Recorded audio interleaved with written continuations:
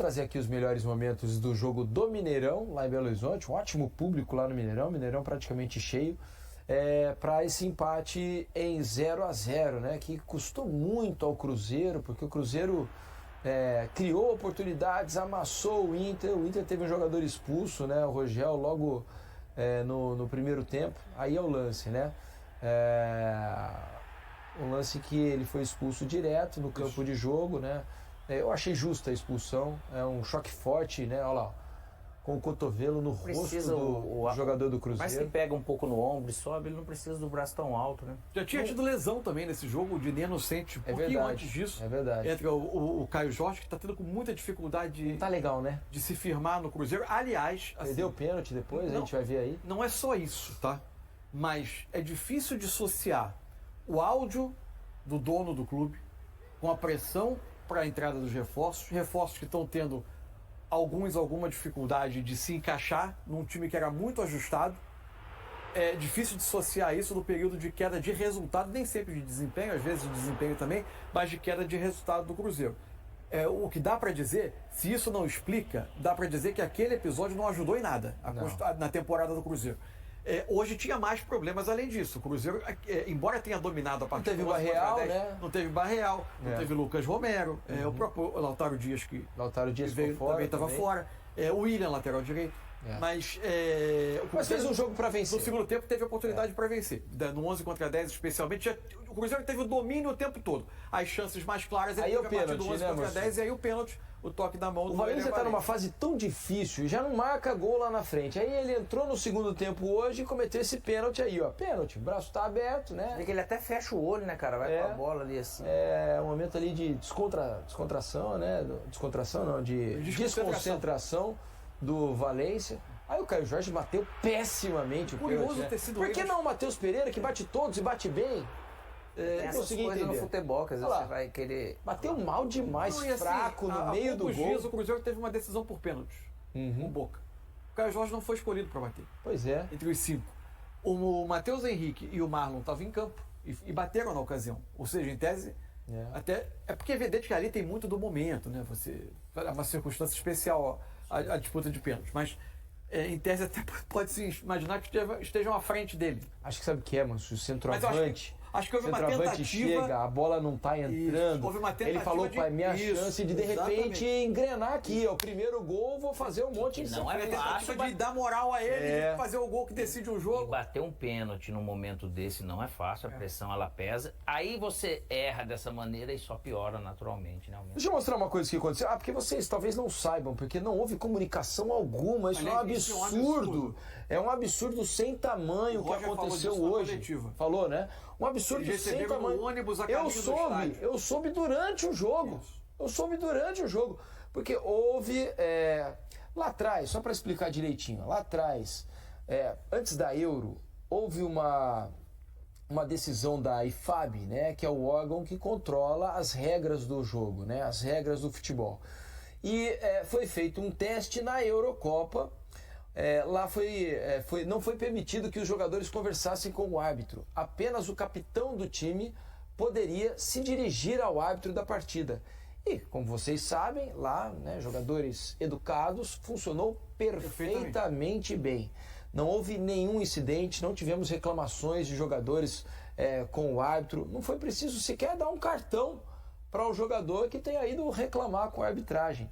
Apenas o capitão era permitido a ele se dirigir à arbitragem. E educadamente, não é educadamente, não é xingar, reclamar, né, nada disso. Dedo na cara. E aí, se decidiu aparentemente hoje, né, que o futebol brasileiro vai seguir essa mesma regra a partir de hoje. Só que a comunicação foi feita aos jogadores e às comissões técnicas minutos antes do jogo. Exatamente. Não houve uma preparação, não houve uma comunicação antecipada, não houve uma divulgação à imprensa, não houve nada. Simplesmente, vamos mudar a regra do jogo, manda lá um fax, né? Hoje tem um e-mail lá, manda um fax, um e-mail, um WhatsApp, não sei como é que foi feita a comunicação ao clube.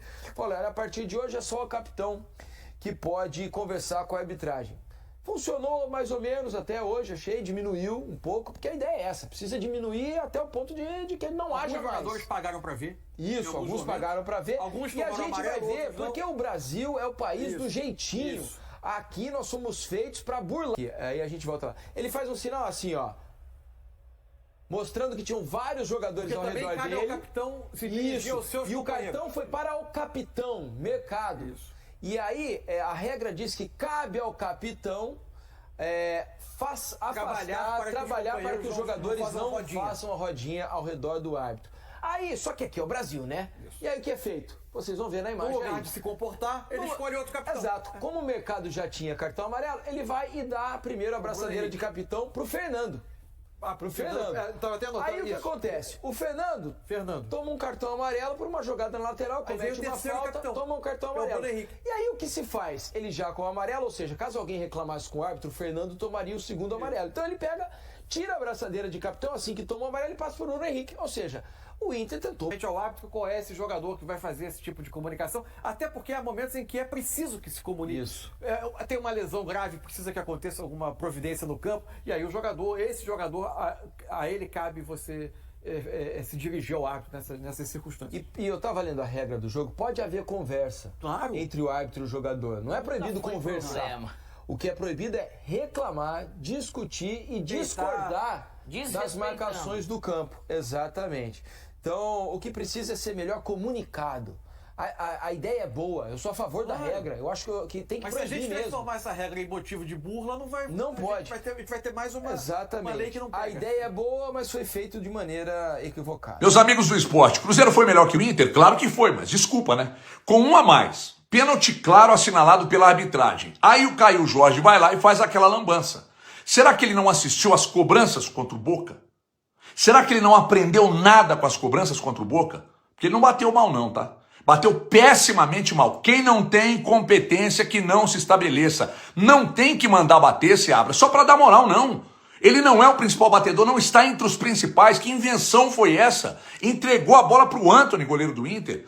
E já que estamos falando de goleiro, o Cássio assistiu o jogo do gramado, o Inter absolutamente inoperante, até porque perdeu um jogador muito cedo, né? Não conseguiu jogar, não criou, mas a incompetência do Cruzeiro para fazer gol é um negócio absolutamente inacreditável. E além de contar com apenas 3 atacantes para o jogo, lamentavelmente perdeu o Dineno, já contava só com 3, e aí perde um, o que restou ramelou na cobrança dos pênaltis. Por que o Caio Jorge bateu? Por que ele? Porque o Seabra não gritou do banco e mudou o batedor. Nesse aspecto, eu acho que faltou treinador para gritar do banco e colocar para bater quem tem competência para fazer. O Cruzeiro já emplaca o 5º jogo sem vitória no Brasileiro e o empate de hoje vai para a conta do Caio Jorge e do Seabra, que não se impôs para mandar bater pênalti quem tem competência para fazer. Matheus Pereira defende o técnico Fernando Seabra no Cruzeiro e explica por que não assumiu a responsabilidade de bater um pênalti.